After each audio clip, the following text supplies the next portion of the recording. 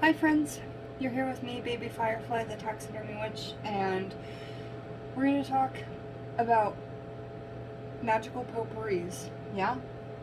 Then we're going to talk about, like, using the beauty of the magical potpourri for something else. And what we're going to do in this video is we're going to make a magical parchment paper that smells impeccable, okay? So the first thing that you want to do is you don't need to have one of these cloth sachets, but if you do have one, amazing, because it's going to keep your herbs separate, etc. You can reuse these. So inside of here we have things like allspice, nutmeg, cloves, apples, cinnamon, oranges, herbs, grapefruit, herbs and citruses of the season. And even when you just take a drip of this and have it on your finger and you smell it, it's so fucking rich and potent and beautiful. So how are we going to use this into something else? Well, it's been making my home smell good for 4 days. I keep pouring water in as the water goes down, reducing it. So this absolutely is like a magical tea at this point. And so we have a big jar, a big glass jar that I've recycled from my kitchen. Let's see what was in it. Probably some type of olive or pickle or something. I don't know. So a nice big glass jar. I've put about 20 pieces of crumpled up sketchbook paper. Sketchbook paper or some kind of like thicker paper besides computer paper is going to work really good for your working with you guys. So I just, let me show you how I rip a page out. We'll just do this whole thing, right?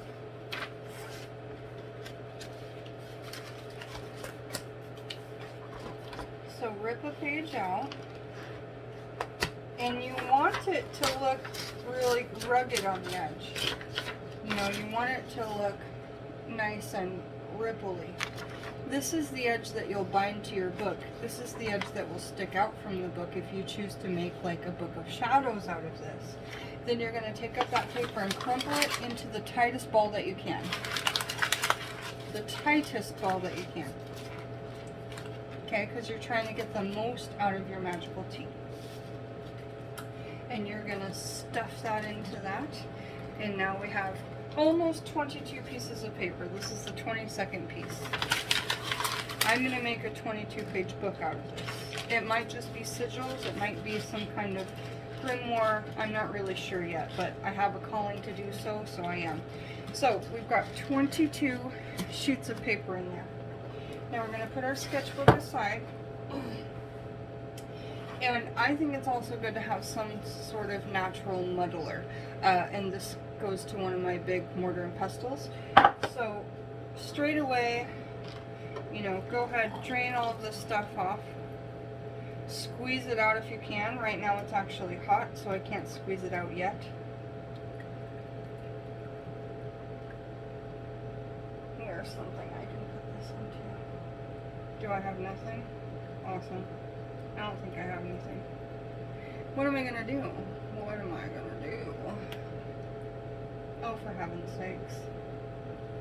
We'll put it here for a minute. I want to tell you guys, I'm also putting a copper penny in. This is a 1969 copper penny. The 1969 has to do with duality. When you see the 69, it's as above, so below. Copper is drawing any penny of America that is before 1982 and after 61. This is going to have copper base in it. It's going to be very drawing. So I'm going to put that in there. We can see that, can't we? There's that penny. Besides what my darling friend sent me in this potpourri, thank you so much, sister. This smelled amazing. I also added in a fresh apple slice for protection, that star of protection and creation, because I'm really trying to create some new things in my studio. And then I also added in a witch's burr for protection. Anytime you do any kind of working, protection is going to be your best friend. This is a non-edible, so why couldn't I put a witch burr in there? Absolutely. Okay, so now let's see us pour this liquid from the little hot burner that you can get at any little thrift store. You can probably get them at real places, I don't know. I get most of my stuff thrifting. So we're gonna pour this, and this is a Visionsware. I like this because you can actually see through it. It's glass, which means it's not like some sort of yucky metal that's, you know, it's just good vibrations, and when it's bubbling, you can see it bubble. But look how thick that tea is, and if you could smell this right now, you would certainly fall over. If you want some of these papers, let me know. I can make you some on my Etsy shop. So just pour that whole hot tea over that, even all the little bits, like the little dark bits that fall in at the end, that kind of look like weird coffee grounds. Because once you model this, and this probably isn't enough liquid for the amount of paper I have in here, we're just gonna squish it down as low as we can, so we try and soak that whole entire paper in this. It's not like, you could make this so easily with any kind of I use a British tea, like this is Tetley's English breakfast, any kind of black tea, you could make this. And I put these in my herbal orders for parchment paper, right? A few bags of black tea to make this. This is new. This is a scented paper, so that when you are reading your workings, you're actually inspired by the scent of it. And this scent reminds me of happiness. This scent reminds me of joy and inspiration and so many things. There we go. We didn't need any extra water. I would soak these for probably, like, because they're warm, only like an hour, and then hang them to dry them. Because otherwise they might start to dissipate. And that's why you need a thicker paper than your basic computer paper. But if all you had was your basic computer paper, then fine. Wait till the tea has cooled and put it in cold tea. This probably will make the process a little bit easier. So there we go. Pennies for drawing that energy. So many lovely, beautiful herbs sent from a friend as a gift.